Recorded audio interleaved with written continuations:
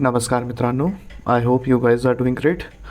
Today's topic is going to be very interesting. ये work and energy का आज का हमारा स्लाइड नंबर 2 और वीडियो नंबर 2 है.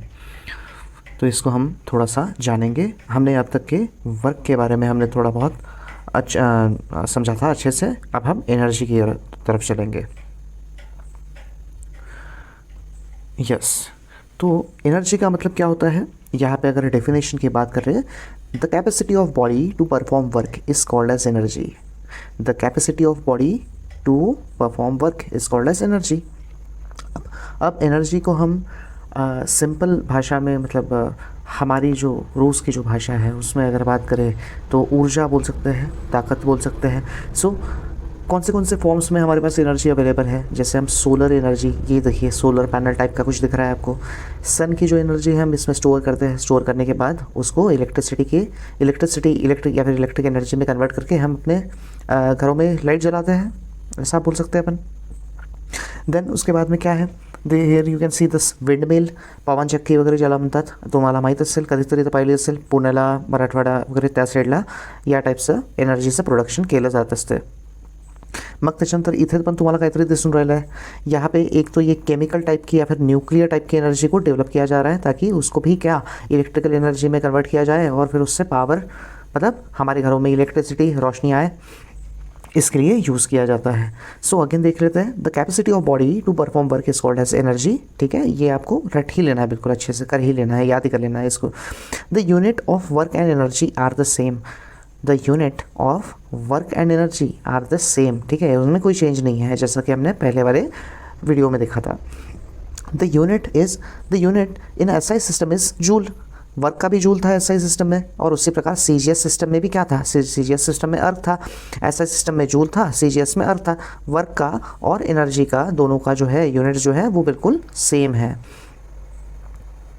ओके, नाउ अभी हम फॉर्म्स ऑफ एनर्जी के बारे में थोड़ा सा डिस्कस कर लेते हैं. Forms of energy has different kind of forms. जैसे कि लाइट भी एक तरीके की एनर्जी ही है ना. उसके बाद में हीट भी एक तरीके की एनर्जी है. हम हीट से ही जो बड़े बड़े जो बॉयलर्स होते हैं इंडस्ट्रीज़ के अंदर में, उन बॉयलर्स में जो पानी होता है उसको हीट किया जाता है. पानी होने के बाद में जब ये भाप बनने जाते हैं तो उनसे एक पंखा घुमाया जाता है. मतलब पंखा जो है वो हीट की वजह से घूमता है और उसको कनेक्ट किया जाता है किसी एक जनरेटर से, जहाँ पे वो जो है इलेक्ट्रिसिटी जो है वो स्टोर हो जाती है. ये एक तरीके का मतलब मैकेनिक्स रहता है उन कंपनीज़ का. So light energy, heat energy, chemical energy, electrical energy. Chemical energy कैसे बोल सकते हैं हम, कि जैसे हमारी मोबाइल बैटरीज जो होती है, ये लिथियम बैटरीज जो होती है, तो हम क्या करते हैं बेसिकली इलेक्ट्रिक एनर्जी को जब चार्जिंग हम करते हैं उस टाइम पे इलेक्ट्रिकल एनर्जी को हम कन्वर्ट करते हैं केमिकल एनर्जी में. और जब हम मोबाइल यूज़ करते हैं उस टाइम पे क्या होता है, उस टाइम पे जो लिथियम मतलब वो जो केमिकल एनर्जी जो है उसको हम इलेक्ट्रिक के रूप में यूज़ करते हैं. मतलब मोबाइल आपका उसी पे चलता है. So you can say this कि mobile is the best example of chemical energy, electrical energy ऐसे. फिर उसके बाद में कौन सी है, mechanical energy. Now mechanical energy ये सबसे इंपॉर्टेंट वाला पार्ट है. ठीक है, mechanical energy is sum of, या फिर आप ऐसा भी बोल सकते हैं कि टोटल एनर्जी. हमको आगे में फॉर्मूला आएगा, लेकिन आगे वाली स्लाइड्स में आई थिंक ये वाला फॉर्मूला ऐसा मेंशन नहीं किया है मैंने, इसलिए यहाँ पे आपको बता देता हूँ कि total energy is equal to क्या होता है, kinetic energy plus potential energy. ये आप फॉर्मूला लिख लीजिए आपके पास. आगे वाली स्लाइड्स में ये वाला फॉर्मूला नहीं है, मैं कोशिश करूँगा कि उसको बाद में ऐड कर दूँगा. सो ये भी हमने समझ लिया. सो काइनेटिक एनर्जी और पोटेंशियल एनर्जी ये क्या होता है, सम होता है. किसका सम होता है, मैकेनिकल एनर्जी को अगर कैलकुलेट करना है तो हमको इन दोनों को क्या करना पड़ेगा, इन दोनों का एडिशन करना पड़ेगा, जैसे कि इस फॉर्मूले में दिखाया गया है. ठीक है, देन उसके बाद में definition of kinetic energy, definition of potential energy. So kinetic energy मतलब क्या होता है, the energy which an object has because of its motion it is called as kinetic energy. मतलब काइनेटिक एनर्जी के बारे में अगर बात कर रहे हैं अपन, तो कोई भी जो ऑब्जेक्ट है वो किस में चाहिए, वो मोशन में चाहिए. वो कहीं तो भी मूवमेंट मतलब अगर हो रही है दैट मीन्स कि वहाँ पे काइनेटिक एनर्जी चालू है, काइनेटिक एनर्जी है. और पोटेंशियल एनर्जी को क्या बोलते हैं, आपको कंपैरेटिवली मतलब स्टडी करने के लिए बता रहा हूँ मैं कि आप ताकि कंपैरेटिव स्टडी करेंगे तो आपको याद रखने की में आसानी होगी। तो potential energy, the energy stored in an object because of its specific state और position is called as potential energy. हम बोलते हैं ना कि अरे इस लड़की में बहुत पोटेंशियल है, या फिर इस व्यक्ति में बहुत पोटेंशियल है, बहुत आगे तक की जा सकती है, बहुत आगे तक की जा सकता है, बहुत पोटेंशियल है, लेकिन वो पढ़ाई नहीं करता। तो देखिए, जो पढ़ाई करने वाले लोग रहते हैं वो तो आगे चले जाते हैं, अपनी ज़िंदगी जी लेते हैं अच्छे से, है ना। लेकिन जिसमें पोटेंशियल था तो वो यूज़ नहीं करता, लेकिन ऐसा कई बार होता है। सो पोटेंशियल मतलब स्थिर एक जगह पे, मतलब संभावना तो है उसकी बड़ा होने की, लेकिन वो एक्टिविटी कर नहीं रहा है, वो कुछ कर नहीं रहा है उसके लिए। सो पोटेंशियल है लेकिन वो कर नहीं रहा है, तो उस टाइम पे अपन बोलेंगे, इस तरीके से अपन समझेंगे कि जैसे फॉर एग्जांपल एक हाइट है, एक हाइट से कोई स्विमर है, वो स्विमर मतलब वो डाइवर जो होते हैं, जो लोग इसके ऊपर जंप करके, इस टाइप से रहता है ना, आपने ओलंपिक्स वगैरह इन खेलों में देखा होगा कि कोई व्यक्ति है इसके ऊपर जंप करता है, जंप करने के बाद में यहाँ पे जंप पानी के अंदर में जंप मारता है वो। सो अगर कोई व्यक्ति यहीं पे खड़ा है, अगर कोई व्यक्ति यहीं पे खड़ा हुआ हो गया सिर्फ, तो उसको हम बोलेंगे कि वो पोटेंशियल, मतलब उसमें पोटेंशियल एनर्जी है, ऐसा बोलेंगे। और कोई व्यक्ति जंप कर दिया जिसने, और जो आधे रास्ते में है, मतलब अभी मूवमेंट कर रहा है, उसको हम बोलेंगे कि हाँ इसमें काइनेटिक एनर्जी चल रही है, ऐसा हम बोल सकते हैं। सो आपको एक आइडिया आ गया समझ में कि the energy which an object has because of its motion is called as what, kinetic energy. And potential energy का मतलब होता है कि एनर्जी स्टोर्ड, यहाँ पे किसी टाइप का मोशन नहीं हो रहा है, यहाँ पे मोशन हो रहा है, ठीक है, सिंपल भाषा में। The energy stored in an object because of its specific state और पोजीशन, मतलब रुका हुआ है या फिर किसी हाइट पे है, किसी हाइट पे है और वो जंप करेगा, जंप करने का ही है लेकिन यहाँ से जंप कर सकता है। तो हम ऐसा बोल सकते हैं कि ये पोटेंशियल है, मतलब there is a potential in him कि वो ये होगा, काम करेगा। बट कोई व्यक्ति जो है, अब जैसे फॉर एग्जांपल आप अर्थ के ऊपर में खड़े हो, इसकी जो व्यक्ति, जो कोई पत्थर है, सपोज़ यहाँ पे कोई पत्थर है, ये अपन ऊपर से नीचे फेंक रहे हैं, तो इसकी जो पोटेंशियल, फेंकने वाले हैं, ठीक है, फेंक रहे नहीं है, फेंकने वाले हैं इसको, लेकिन ये अभी तक के फेंका नहीं है हमने, तो इसकी पोटेंशियल एनर्जी ज़्यादा है, क्योंकि ये जब नीचे गिरेगा तब, मतलब इसका पोटेंशियल एनर्जी ज़्यादा है, अभी तक के हुआ नहीं है कुछ भी, लेकिन पोटेंशियल एनर्जी इसकी ज़्यादा है, ठीक है। यहाँ से पत्थर फेंकते हैं तो इसकी पोटेंशियल एनर्जी ज़्यादा है, और जो पत्थर यहीं पे है, ज़मीन पे ही पड़ा हुआ है, वो तो नीचे जा नहीं सकता, इसका पोटेंशियल एनर्जी इससे तो कम ही है, इसकी ज़्यादा है और इसकी जो है इसकी कम है। तो ऐसा हम बोल सकते हैं कि potential energy, the energy stored in an object because of its specific state और position, it is called as potential energy. यहाँ पे आप देख पा रहे हैं जैसे कि किसी व्यक्ति ने कोई जो व्यक्ति है इसको मारने वाला है लेकिन मारा नहीं है अभी तक के, ठीक है, मारने वाला है लेकिन मारा नहीं है, तो इसको हम बोलेंगे कि ये पोटेंशियल एनर्जी, देखिए पोटेंशियल एनर्जी है ना, इसने मारा नहीं है। अब इसने क्या किया, काइनेटिक वाले ने क्या किया, इसको मार दिया है उसने बॉल को, तो ये जा रहा है, इसका मोशन चल रहा है, इसमें मोशन चल रहा है, इसमें मोशन नहीं चल रहा है, तो ये हो गया काइनेटिक एनर्जी और ये हो गया हमारा पोटेंशियल एनर्जी। सिंपल है, आगे बढ़ते हैं। यस, नाउ काइनेटिक एनर्जी के बारे में हम थोड़ा सा विस्तार से जानने की कोशिश करेंगे, ठीक है। Kinetic energy, so kinetic energy के अकॉर्डिंग क्या है, the energy which an object, again ये डेफिनेशन मैंने रिपीट कर दी है, the energy which an object has because of its motion is called as kinetic energy. ये समझ गया आपको। The work done by a force to displace a stationary object through a distance is called as kinetic energy. Distance, oh sorry,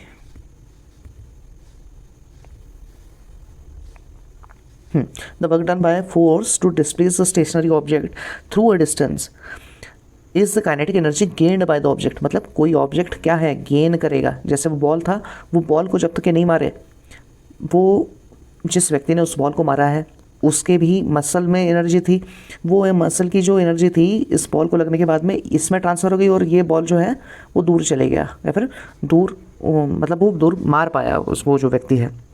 So the work done by force to displace a stationary object through a distance is the kinetic energy gained by the object। ठीक है, so kinetic energy is also क्या, work done on an object. ऐसा भी अपन बोल सकते कि kinetic energy is also called as work done by the object.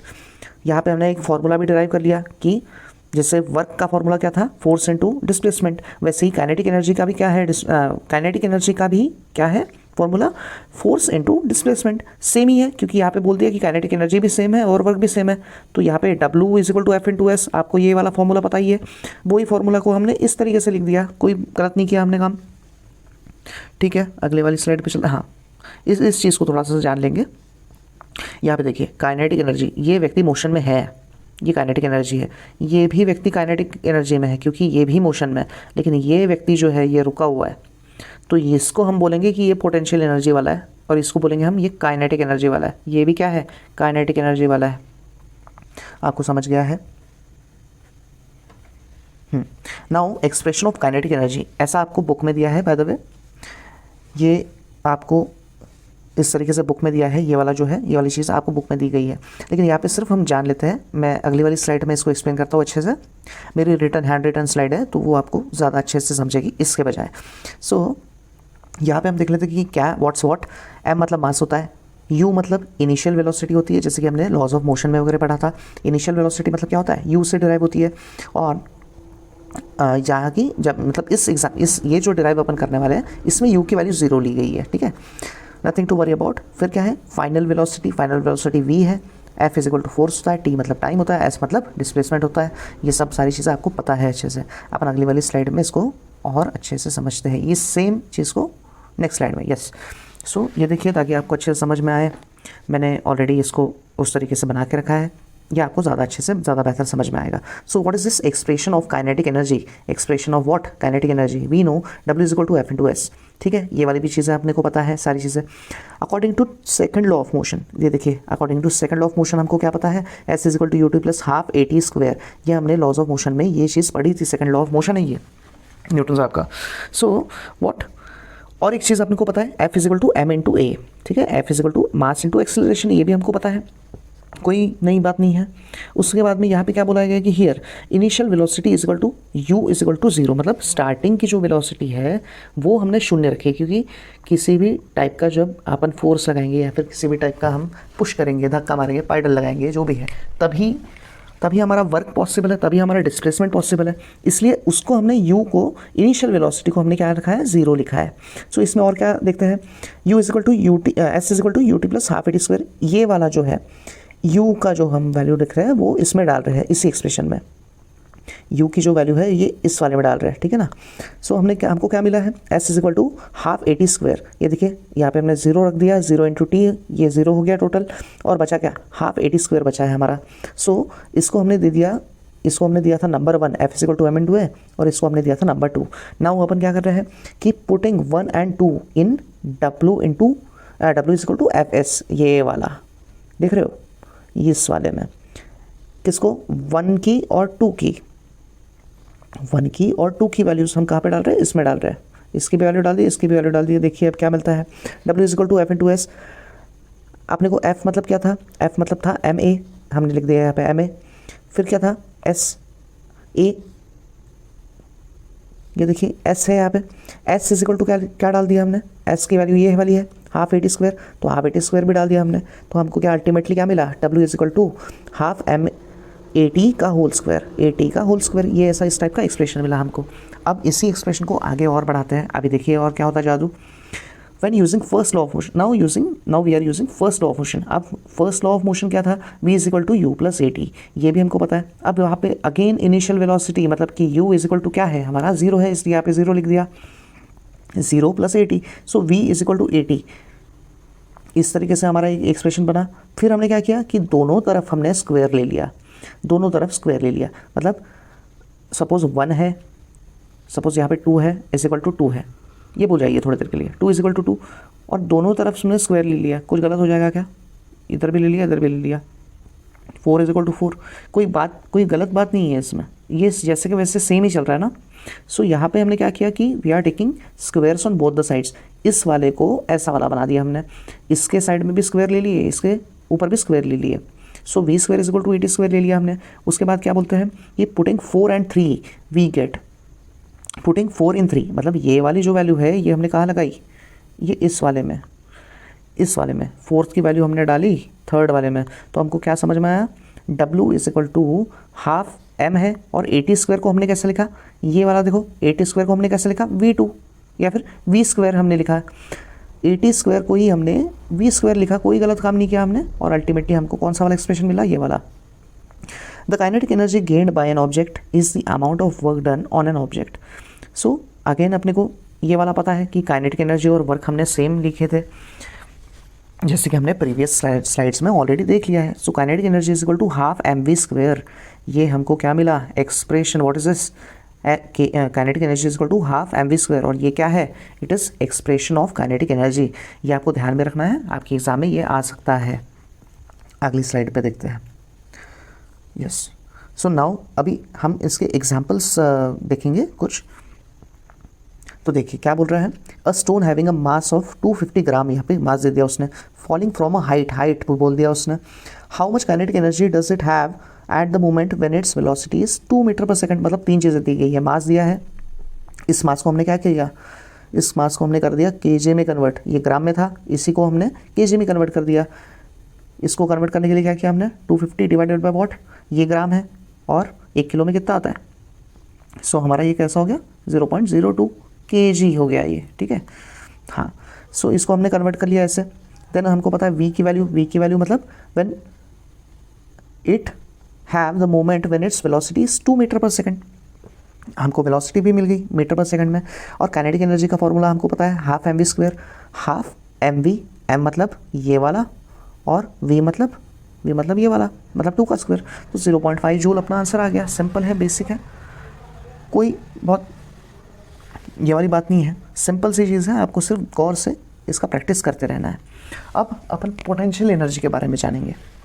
Kinetic energy अपना पढ़ के हो गया, सो अब पोटेंशियल एनर्जी के बारे में, पोटेंशियल एनर्जी में भी वापस हम लोग उसी तरीके से हम देखेंगे। फिर से हमने यहाँ पे जो डेफिनेशन है इसको रिपीट करवा दिया है। The energy stored in an object because of its specific state और position is called as potential energy. अब देखिए यहाँ पे एक लेडी है, ये क्या कर रही है, ये कुछ आर्चरी टाइप का कर रही है, जैसे कि ओलंपिक खेलों में भी हमारे जो प्लेयर्स हैं ये करते हैं कि नहीं।